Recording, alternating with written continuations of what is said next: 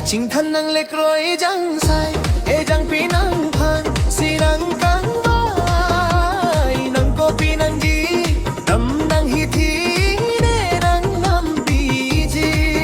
ne nốt e chẳng pi lover năng do ver ne sen ve apar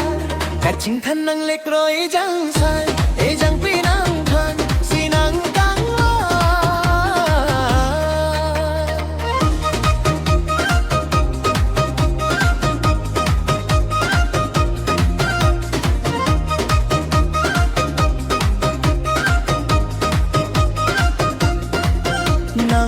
si kang hon pa nong pi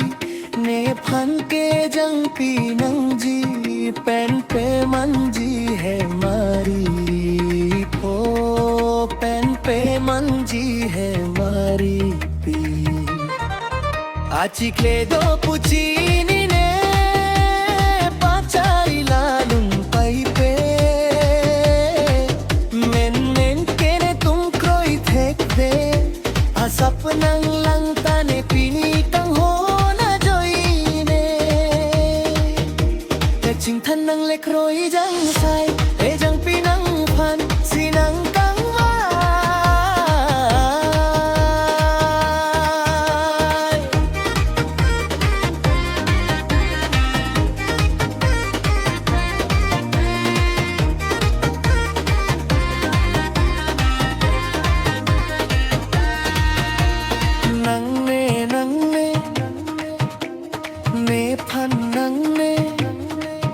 cho bay alam sing ko chere ahopu ko sondeng pone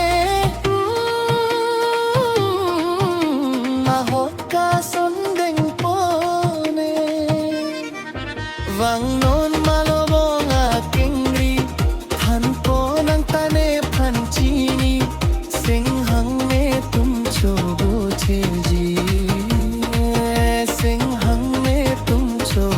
che ji nangenut e jang pi lover nang son long le adular Kaching thân năng lek roi jang sai e jang pi nang phan si nang kang